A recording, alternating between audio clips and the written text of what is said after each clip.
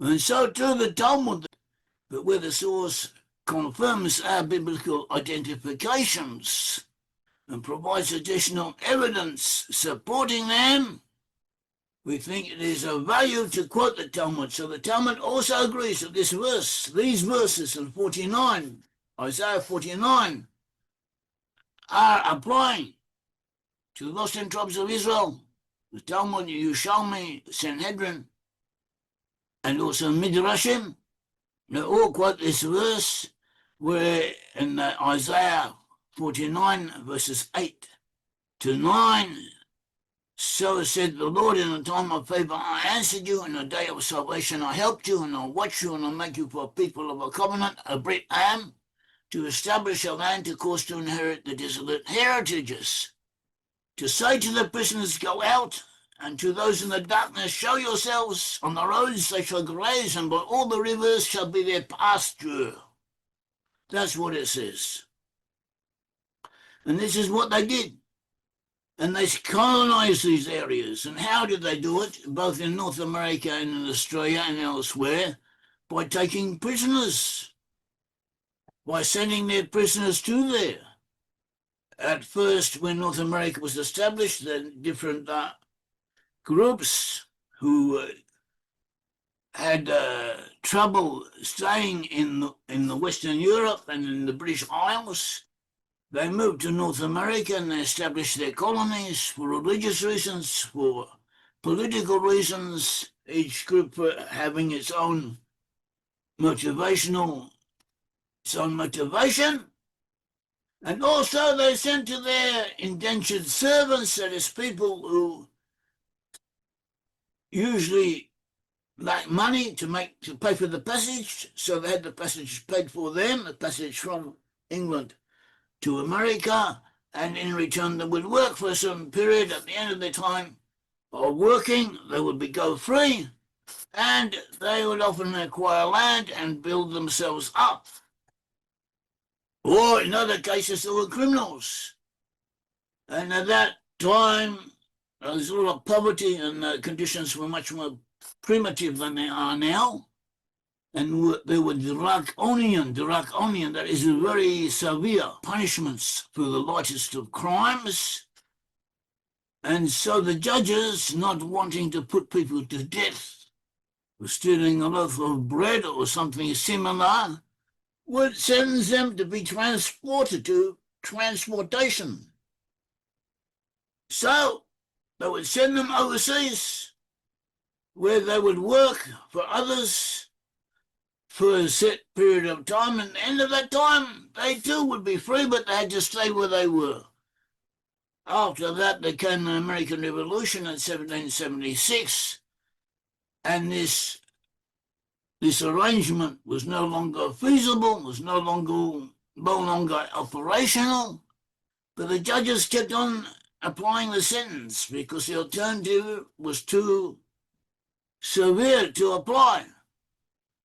And so these prisoners were sitting in hulks, that is, ships, old ships, and prisoners on the ships, and the ships had nowhere to go. So they sent Captain Cook around the world to find a place far away, and he came to Australia and he recommended it, and so they set up colonies in Australia, and to Australia they sent their convicts. The convicts would live there, work there. There were also people who had money who invested in the region. They had farms and estates and sheep herding, and the convicts would work for them a certain period of time. At the end of that time, in some cases, the convicts would receive plots of land of their own, and other cases would at least be free to work for wages. And that is how they built up their civilization, both in North America and in Australia. So this is what to free the prisoners, speaking of freeing the prisoners, to establish their land, to cause to inherit desolate heritages. After that, in Australia, after about 60 or so years, they discovered gold. It was just at the end of the California gold rushes, so people from there came over to Australia. People came from all over the world, and there were people scrambling to get to Australia. It was no longer a punishment, so they stopped sending criminals over. But the beginning had been made. A kickstart had been effected. And this is what the Bible is talking about, what Isaiah is referring to. They shall graze, by the roads they shall graze, and all the rivers is their pasture. And then he says, behold, these shall come from afar. Afar, the word afar is frequently applied to the lost tribes, especially those in the west. And behold, these from the north and from the west. Remember, the land of Israel is in the middle of the world, especially as far as Europe is concerned, and to the north and the west of the land of Israel, at the British Isles of Western Europe, and also North America, and these shall come from the north and the west, and these from the land of Sinim. The land of Sinim is sometimes explained as referring to China. China is known as Sin in modern Hebrew. Also in medieval times, China was known as Sin.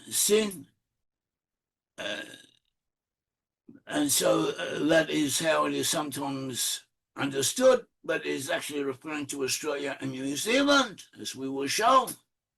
In the Vulgate translation of the Bible into Latin, Jerome, who consulted with rabbis when he was making his translation translated land of Sinim as Australia, the land of Australia. And the land of Australia means Southland. The land of Sinim in the Aramaic translation is referred to as the Southland, the Great Southland.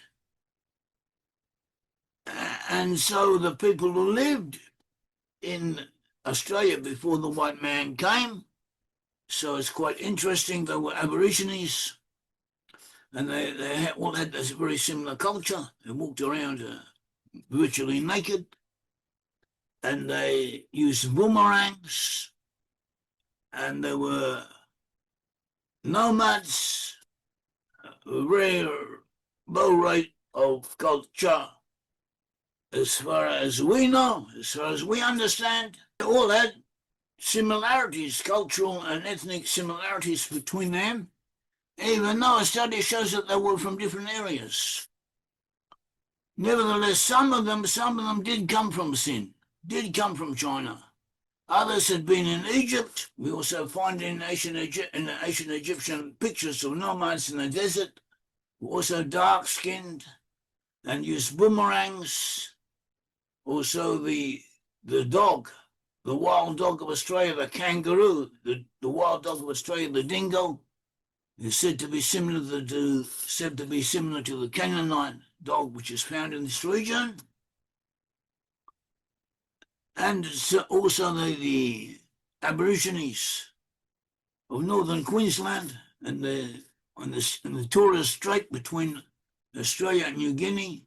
They practiced mummification using the very same methods as had been used in Egypt in the 1100s, and were only used for a set period of time. And these exact methods were employed by the Aborigines in that area to mummify their dead. So this indicates that they had some contact with Egypt at some stage. And Sinim,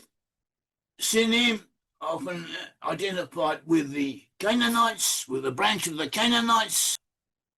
They had the flood. In the flood, Noah and his 3 sons were saved.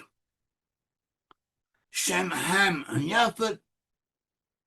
The son of Ham was Canaan. Canaan was both the name of a forefather of 12 sons and the name of one of the sons.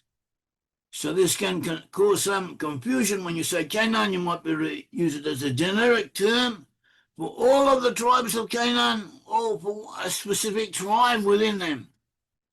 At all events, Genesis 10 verse 15 says, Canaan became the father of Sidon, his firstborn, and Heth, and the Jebusites, and the Amorites, the Girgashites, the Evites, the Archites, the Sinites, the Arvadites, the Zamarites, and the Hamathites.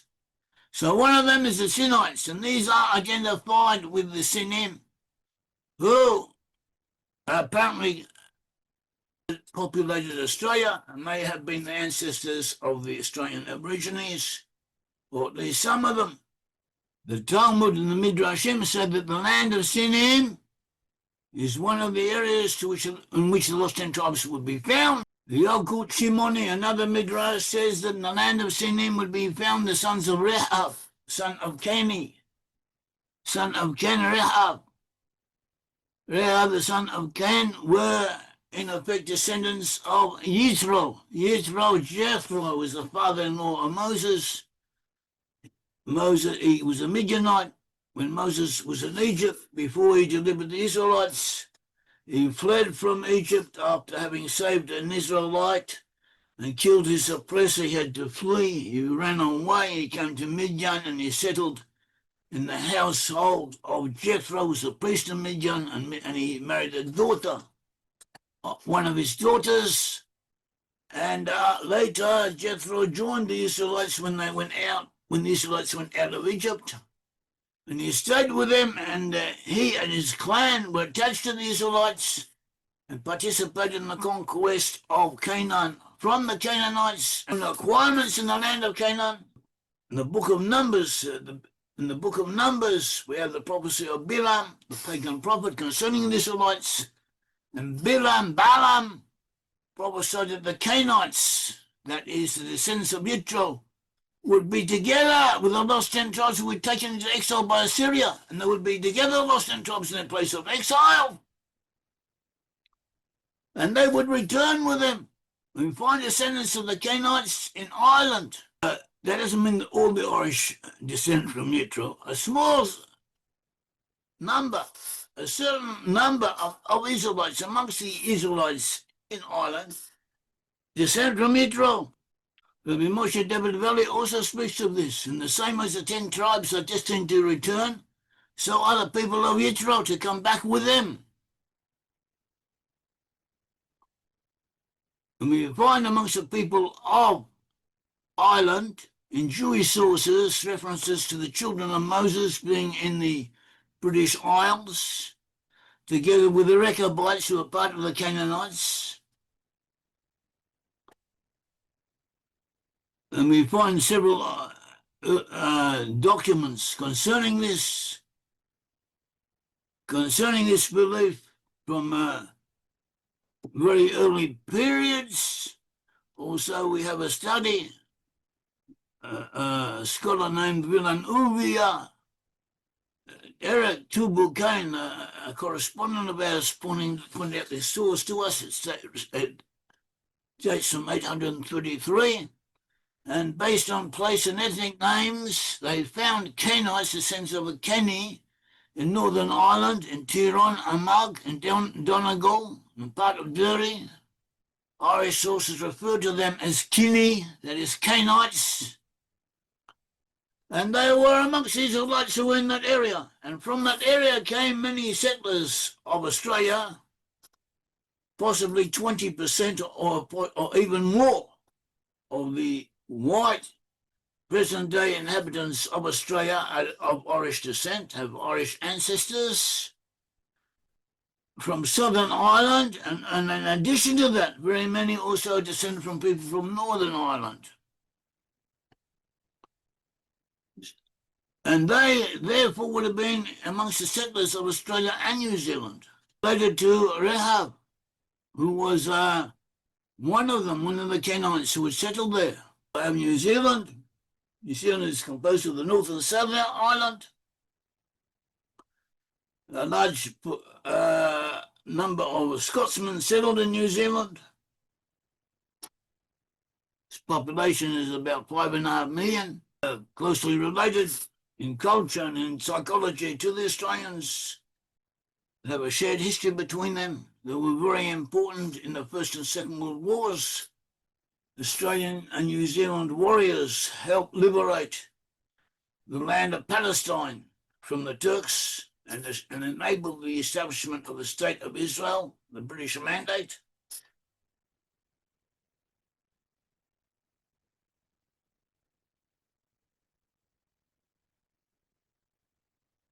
And they too apparently are part of the land of Sinim. We derive this from biblical quotes. biblical codes show patterns in the Hebrew text of the Bible that that so many letters, for instance, a passage may be speaking about the Holy Shabbat, and every seventh letter in these passages spells Shabbat. So that is one example. There are hundreds, thousands of examples, much more complicated than that, but all having a certain logic to them.